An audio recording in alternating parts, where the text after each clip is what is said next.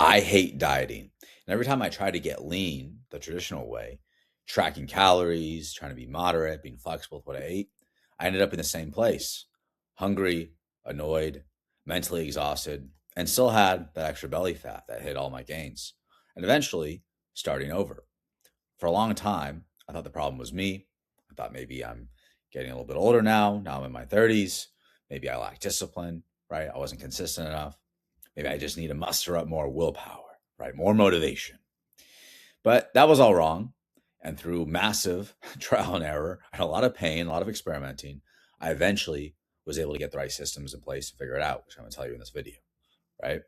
And when I started coaching a lot more guys, especially guys in their 30s and 40s and even 50s, I realized something very important, that almost every single guy I coached who is struggling with fat loss, especially that extra bit of fat, right? If you're just morbidly obese, then you really have to, fix some basic things. But if you have that last bit of little belly fat, right, you're probably struggling with these same things, at least that I was, right? Why nothing has worked so far? Because most fat loss advice assumes that you have unlimited mental energy, right? This is why it doesn't work. They want you to track everything forever. Want you to weigh your food, which I think is almost hilarious how ridiculous that is, right? Want you to be flexible, just fit it in your macros, I hate hearing that. It sounds reasonable, right? Until real life hits. And that's why I hate hearing it, because I'm like, all right, that makes sense. But you try doing it, it doesn't work, right? Especially if you're busy. You have your own business, you have maybe even just a regular job, and you have kids, right? It's not reasonable for the average guy, right? You're busy, you're probably tired from your work, right? Or your job. You've already had to make thousands of mini decisions that day. And so every extra decision becomes friction, right? You don't have the mental capacity for it, especially towards the end of the day, which we're going to talk about. That's why most men don't fail in 1 week, right? They fail after maybe 6 or 7 or 8 weeks, or after a few months, when mental fatigue sets in. Fat loss doesn't fail just because of food. It fails because of decision overload. That's the most important thing. A lot of people don't understand this concept. They think, oh, well, I'm just not good enough, or I just keep on messing up. Yes, you do keep on messing up, but we can actually be a little more nitpicky, figure out the reason why, fix it, then you can start getting results. Okay, that's very important. The 3 problems that keep you trapped, at least if you're anything like me, these were the problems that kept me trapped. And I found after coaching guys, from guys who are 30 all the way up to 55, it's very similar, right? Problem number 1, your routine is chaos. For me, some days I'd have a healthy breakfast. Some days I would skip breakfast. Sometimes I train really hard. Other times I wouldn't, or I try and train 2 days in a row, then I get burnt out, right? The routine was complete chaos for me. Problem number 2, your diet feels restrictive at the wrong time, right? Maybe you start off the day being good, at least in quotes, right? It may not actually be good, but you think you're being good. You try to control yourself, and then eventually, this would always happen to me, dinner would hit. On the days I would track my calories, which was already difficult in and of itself, I track my calories, I get to dinner and be like, oh, well, now I'm supposed to stop eating halfway through dinner, or even a third of the way through dinner. And I usually wouldn't. I'd usually keep on eating, right? But even if I did hold off, I'd usually have sweets later on, right? So it never really worked, right? If you do count your calories, which you probably don't, but even if you do it, it's you have less mental energy, less mental power at the end of the day to avoid, to just stop eating. It doesn't work, right? It didn't work for me. And I thought I was unique like that. I'm like, well, all these other people are just stopping themselves from eating more when they're hungry at night. But I realized, no, people don't do that, right? It's not the right approach. And the third problem, which is kind of related to problem number 2, is nights are where everything breaks, right? This is where I'd have cookies, chocolate, sometimes chips with chocolate, but sweets really were my main thing, right? Cookies, donuts,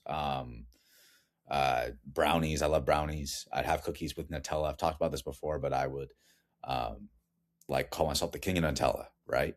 And it was kind of funny, but it was frustrating because it kept me right here, which is, I worked out, I was strong, I had a good cardio in this picture, right?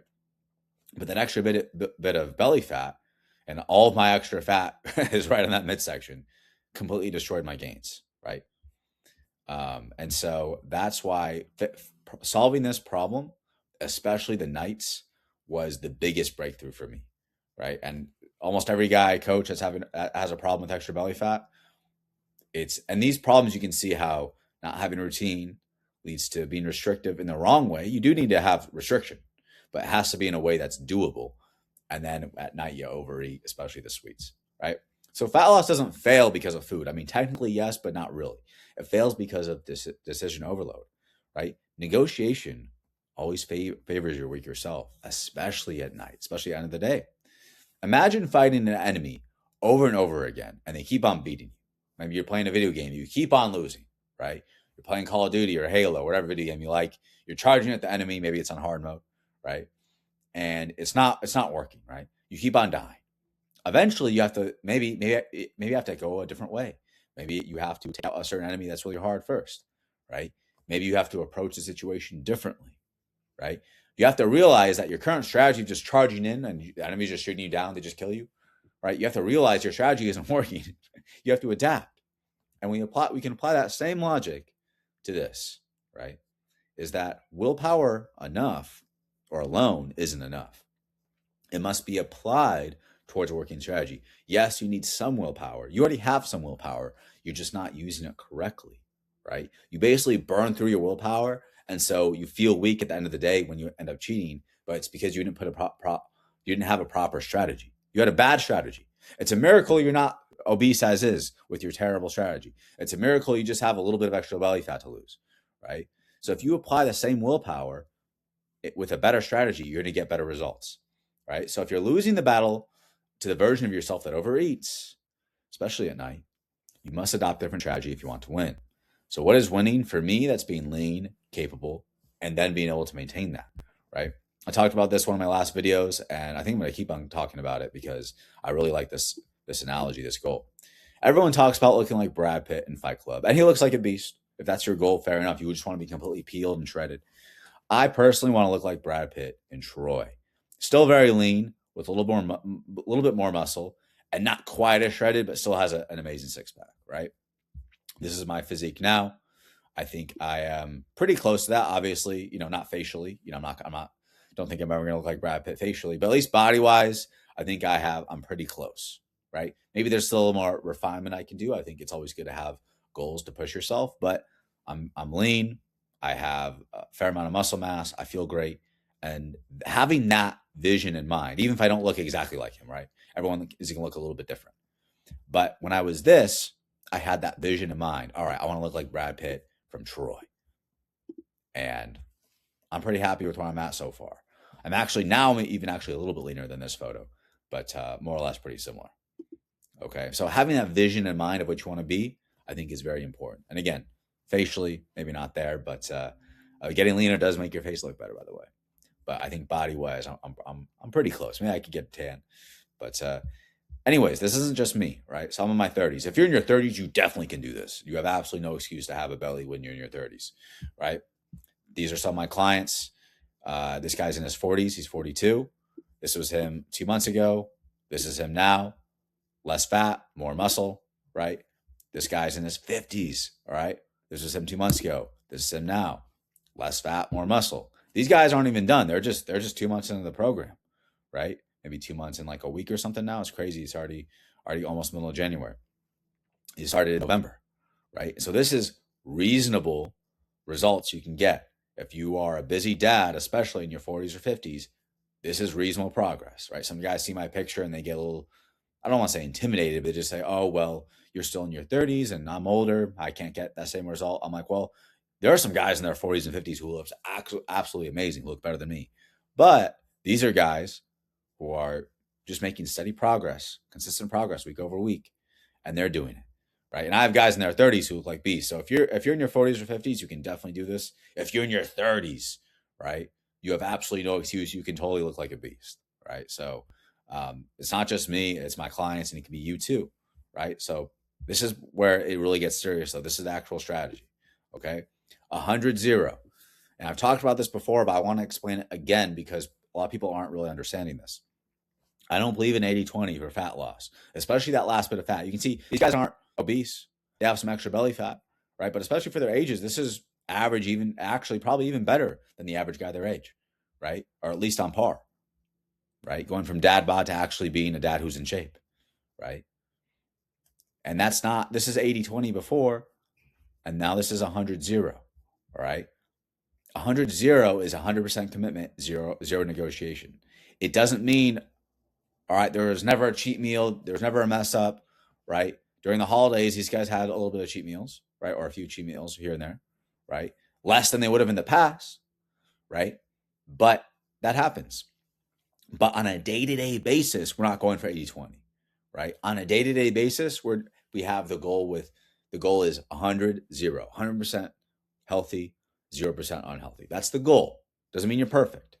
I've had cheat meals as well here and there, a lot less now. But especially the first 2-3 months, mentally it's kind of hard, like more of a challenge, especially if you don't have the results you want. Now it's easy for me to say no to cheat food because I have the results. I have the abs. It feels great. I want to keep it, right? Confidence is super high. Testosterone's high, blah, blah, blah, right? But I totally get it. If you're in the beginning stages, you don't have the result yet. You don't see it yet, right? You don't have to be perfect, but that's the goal to strive for, right? Because the problem is if you strive for 80-20, you end up cheating 20% of the time, which usually is actually more than 20%, but that is what's killing your gains. Okay.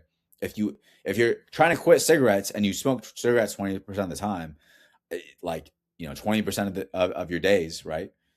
2 days out of the week, even 2 out of 7 days.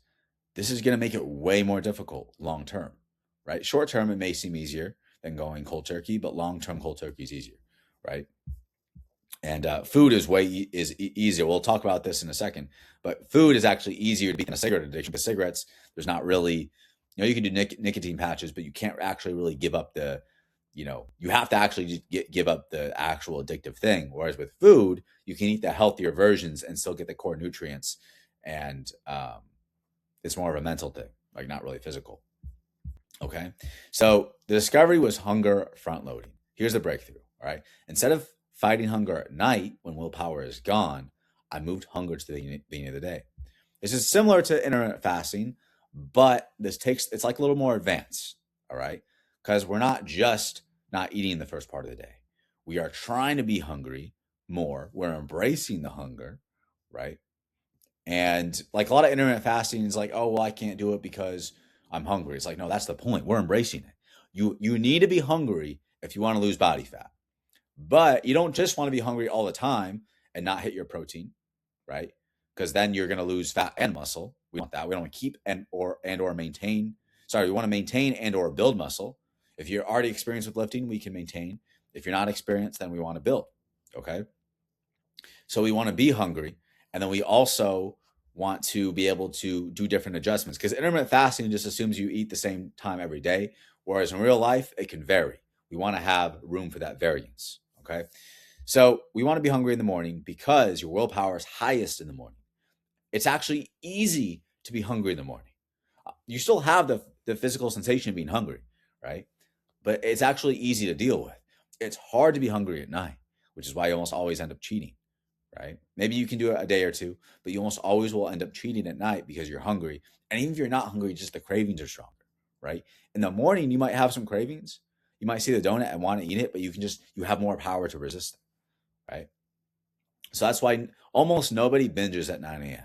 Right? There are always maybe some kind of exception for a certain holiday or whatever, but for the most part, no one's binging at 9 a.m. Right? They're usually binging at night. Right? So nighttime eating isn't a character flaw. It's literally it's almost biological because that's when you have less willpower. And so that's when you give into those cravings. Right? So instead of trying to hold it together at night, I flipped the entire rhythm. The new rhythm that actually works is I decided to be hungrier earlier in the day so I can be full at night, right? So instead of trying to fight your cravings per se, let's manage it better, right? So not starving, not miserable, just I'm not eating the first part of the day, right? And assuming you sleep decent, you can still have energy, but be hungry, right? We're not hungry with zero energy. This is very key. We have energy while being hungry, all right? This is very, very, very key. And so this is how it's actually sustainable, not just so you lose the weight, but keep it off. So my structure is simple. In the morning, I do my 3x3. That's so I do some water. I do my movement, some air squats, some push-ups, some halos maybe, depends on the day, right? I like to switch up a little bit. That's my movement and the coffee. Those are my 3 morning hunts, my 3-step morning routine essentially. For lunch, now some days I'll do OMAD, but on the days I have lunch, I'll keep it small to medium. So it might be, half a pound of ground beef and a few eggs. It might just be 6 or 7 eggs. Keep it light. But on the small to medium side, and then dinner is big, right? Maybe a pound of ground beef or some steak, but usually ground beef because it's quicker, easier to make. A few more eggs, some fruit, so maybe a banana. Maybe I might even have, if I want a dessert, I'll have some Greek yogurt, a banana, even a spoonful of honey if it's my workout day. And then when I go to bed stuffed. I go to bed full, and I don't have to worry about like having these cravings because I got very full off of eating healthy food, right? I had a big feast and I got lean, and not only did I get lean, but I can stay lean. I'm actually a little bit leaner than I was even in this picture right here. All right, so I'm lean in that picture. I mean, actually, even a little bit leaner now, and that wasn't even on purpose. That's just because the system works so well, right? And I can continue to maintain this. Okay, that's the thing. You want to lose the body fat and then keep it off. So I don't think about food except when I'm about to eat. Right? I don't count calories. I don't track anything. Right? I don't have to. Eating protein is super important. I prioritize protein, but I don't have to track it because the majority of my diet is meat and eggs. Right? And so everything's just so much easier. It's just so much easier. This works because you're basically going with your biology and using your willpower correctly. It takes very limited willpower, especially after you get over the initial few weeks might seem tough mentally, but if you commit to it, it gets so much easier. All right. For most of human history, think about it. Did you wake up and just stuff yourself with food? No, you didn't. That wasn't even an option. All right. People woke up and they moved. They hunted and gathered. Right. Food came later. They were kind of forced to fast. It's not like our ancestors loved fasting. Right. They didn't have to try to fast because they had the opposite problem we have. They had like almost every other living creature on earth, they have to fight for their food. They have to go find food, right? They have to work for it, right? So the reason that we love eating food and we overeat, one, our food is overly processed, so it's harder for our bodies to tell us we're full. That's a massive problem, right? And then two, because this is a very unique situation. Throughout pretty much almost our entire existence as a species, we didn't have a massive abundance of food.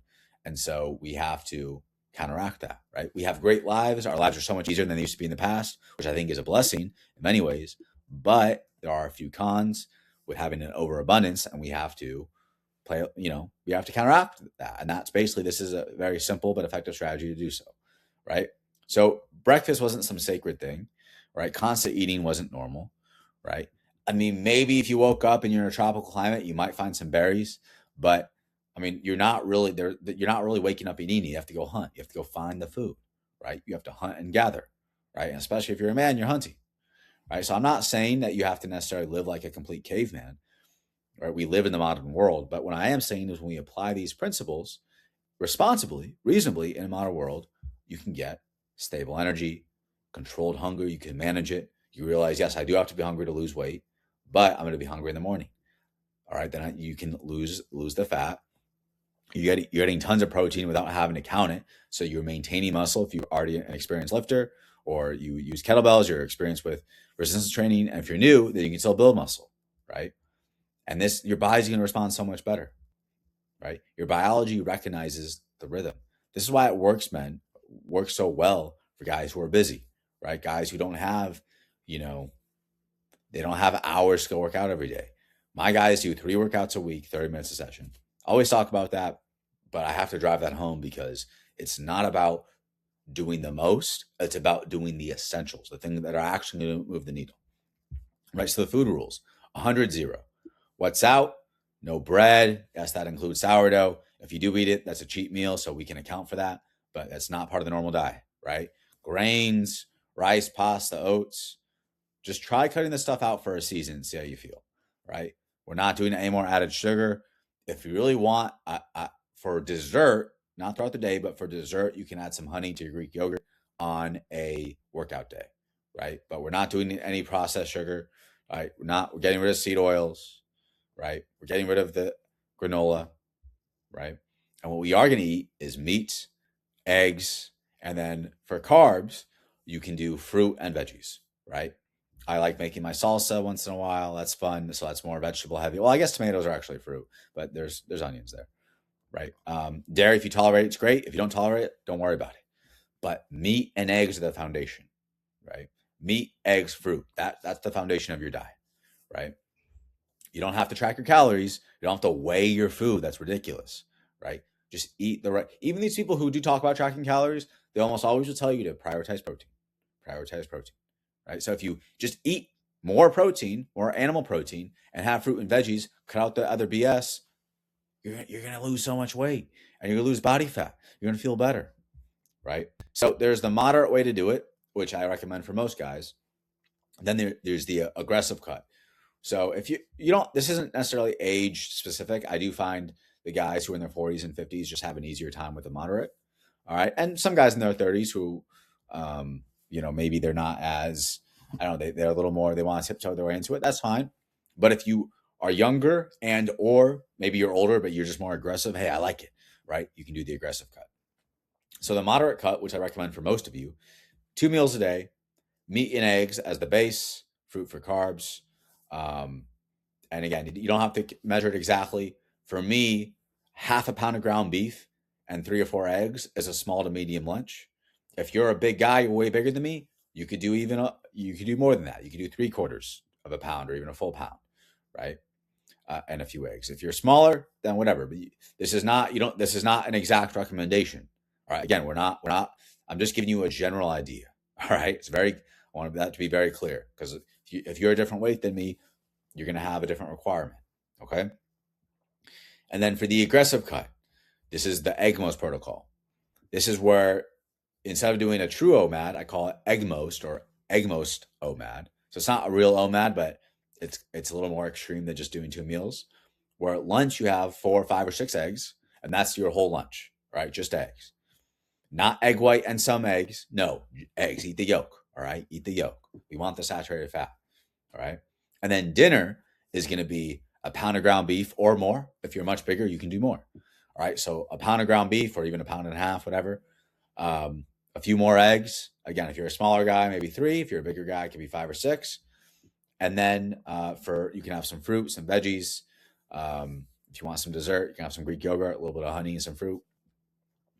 And eat to your heart's content of those healthy foods I just mentioned, right? Both work great. The moderate cut is, and when I say cut here, you will cut, but then you also stay on this diet for the rest of your life. That's why it's not really a diet because it's just a way of eating, okay? And the aggressive cut, you can use this. And then once you do this, this also does not have to be every day. I do EGMOST a lot, but I don't do it every day. But I do it at least a few times a week, and that can vary. Okay. But you can do this, even if you do this every day or like 4 or 5 times a week, or even if you do this three to 4 times a week, and then you just the regular 2 meals, the other remaining days of the week, you can kind of combine these two, right? But this, you can always do the more aggressive one and then scale back to the regular one and still maintain the body or keep the body fat off that you lost, right? So that's what I like about it is different levels of correctness, okay? But yeah, if you're brand new to eating like this, just start with the moderate and you can just maintain that the rest of your life. And if you want to get into the aggressive one, then implement EGMOST. All right, I promise you it will change everything. All right, so protein without tracking, kind of just talked about that. Aim for at least a pound of beef a day. Of ground beef, you can do more. And again, does it have to be that? No. Most of my clients eat a lot of ground beef like me. I do have some guys that prefer more Greek yogurt, and they eat some beef but not as much. Some guys eat more chicken, stuff like that. That's totally fine from a fat loss perspective. I think from a testosterone perspective, it's better to have some of that saturated fat, but whatever. Eat a lot of animal-based protein, right? So I have a pound, even a pound and a half of beef and 4 to 6 eggs. And some days I eat more than that, right? So kind of similar, going in the direction of a carnivore diet, but not completely. I still eat fruit. I perform better when I have some fruit, but I don't need to have bread and carbs. And actually, I feel better when I cut that stuff out, right? So the training, I've talked about this before. I'm starting to post more workouts on the page, but basically do 3 workouts, 30 minutes a session. If you want to do more than that, you can always do a 4th workout. But honestly, 3 or 4 workouts is more than enough. I have some of my clients do 4, but most of my clients just do 3, and they get great results. All right, 3 workouts, 30 minutes a session, 1 kettlebell. You guys know the deal. The core 4, which is squats, rows, push-ups, and swings. That's a staple of mine. If you want, you could also use something that I just posted, like the dead end 10, which is squats. It's so no push-ups, so it's squats, rows, and swings, and then you can do push-ups separately or do some push-ups and arms separately, right? But if that sounds confusing, just do full body 3 times a week, right? And you can go to my shorts, and I have so many different workout variations. Guys, this is the part a lot of you overthink, but this just serves as a foundation to build some muscle and to get some cardio in. But it's very important that you don't view the training as a way to burn the fat off.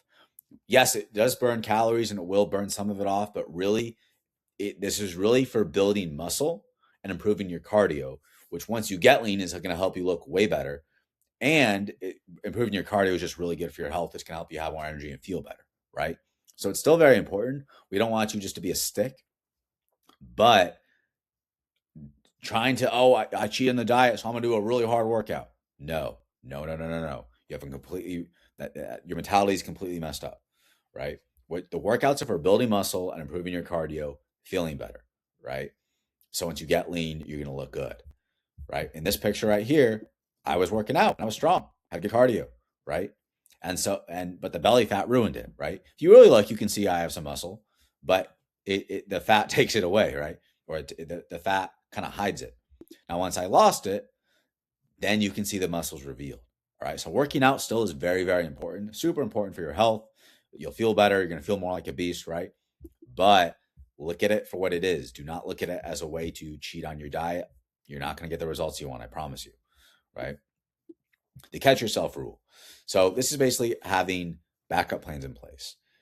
I don't like to say you will slip as like an affirmation, but it's more than likely, even if you're doing really, really well, that you will mess up here and there, right? And again, you're not going for 80-20. You're going for 100-0, but mistakes happen. So have a backup plan in place, right? Like anchor points. I always talk about with my clients, having anchor points, like a rock climber, right? Yes, there are some rock climbers who do free climbing, but that's extremely dangerous. And these guys already have anchor points in their mind because in their muscle memory, right? But if you're a regular rock climber, you are having anchor points, things that can save you in case you fall. So a true OMAD. Let's say you have some sourdough with your dinner. Is that a cheat meal? Yes, it is. All right. Or you had a cookie after. You had just half a cookie. Is that a cheat meal? Yes. This is very strict, but it makes everything so much more clear. Okay. It's when you're wishy-washy that you start to slip. So let's say you had your dinner, you ate mostly healthy, you had half a cookie. That's a cheat meal. Beautiful. Not beautiful, but it's beautiful that you recognize that, you establish that, you have high standards for yourself, which may hurt. It may sting to have high standards for yourself, but I promise you it's gonna pay off. The next day you do a true OMAD, not egg most, but a true OMAD. You have one big meal at the end of the day, and it's still your pound of ground beef or more, your eggs, and then some fruit. Okay? So that's how you deal with it. An OMAD is an incredible, super simple, and OMAD follows the hunger front loading rule to the T, right? It's just that I don't do OMAD every single day. And so I usually don't recommend it to my clients unless they're able to do it and maintain it, right? Because I don't want guys just to lose weight. I want them to be able to lose the weight or lose the body fat and then keep it off. So for me, OMAD is something I do multiple times during the week, but I also like the egg most OMAD, right? But a true OMAD is a great tool to use if you have a slip up, right? An incredible tool to use. You should start using that right now. And it's not about punishing yourself. Oh, I messed up. I'm going to punish myself. No, it's just about, all right, I messed up. This is just about a reset. And so what the OMAD does is it keeps you on track to lose the weight and lose the body fat, right? So you don't fall off the mountain. You clip back into the rope and you keep climbing, right? So you don't, if you slip, all right, you caught yourself and you keep on, you don't want to fall off and die, right? It's like you're playing a video game we talked about earlier. If you're playing the campaign, you don't want to start from the beginning every time. You save the game, right? It's kind of like an anchor point. So this changes the way that you approach the whole situation. So instead of starting, stopping, you make progress, you make progress, you make progress. Oh, then you fall. Oh, cut yourself. Use the OMAD. Boom. You climb back up, losing weight. You fall. Oh, another OMAD. All right. It's simple, but it works. So you stop starting over. You trust yourself again, and you operate on discipline, not motivation. Right. And this is why intermittent fasting is great to do. And technically I do it, but I don't like calling it that, because then it implies that, all right, you messed up, you just do it the next day. But then that may not be enough to reset if you had a cheat meal, right? Intermittent fasting is fantastic, but it's just kind of like the foundation, right? Hunger front loading is when you can apply this. It's the overall concept, right? So you may do intermittent fasting day-to-day basis. Let's say you messed up or you just want to lose weight a little bit quicker. You implement an OMAD. Both intermittent fasting and OMAD are just different levels of hunger front loading, right? So it's like the higher level concept, which is why it's important to understand. And so you can kind of adjust things, right? And if you mess up, you can always do maybe even like a smaller eating window. That's like a 2 or 3 hour eating window where maybe it's not a true OMAD, but it's more extreme than just doing the 2 meals a day. You can kind of play around with this as you get more advanced. The body is just the proof; it's just the end result, right? So I hope you guys got value from this. This is how you actually can not only cut the body fat and the extra weight that you may have, but then maintain it, right? You go back, right? The moderate cut, it's called a cut here. I really should change that. It's just the way that you're going to lose weight and keep it off forever, right? You can do the more aggressive version if you want to get results faster, and then you can always fall back to the moderate version, which is 2 meals a day, meat, fruit, eggs, right? Or meat, eggs, fruit, I should say. But yeah, guys, that's the strategy. Implement it. Let me know what you think. If you want to get results like my guys up here are getting, these guys are just following the system, a few workouts a week, and more importantly, getting on point with the diet, then you can hit the link down below, apply for coaching. We can see if you're a good fit. All right. And if you want to get more value, watch more of my videos here. I think I should have a video on how I cut from around that 20 to even 25%, probably 22, 23% body fat, down to where I am now, which is probably around 12%, maybe even a little bit leaner. So you can watch that video, or if you're ready, click the link below, and we can see if you're a good fit for coaching. But anyways, guys, thanks for the time. Have a good rest of your day, and God bless.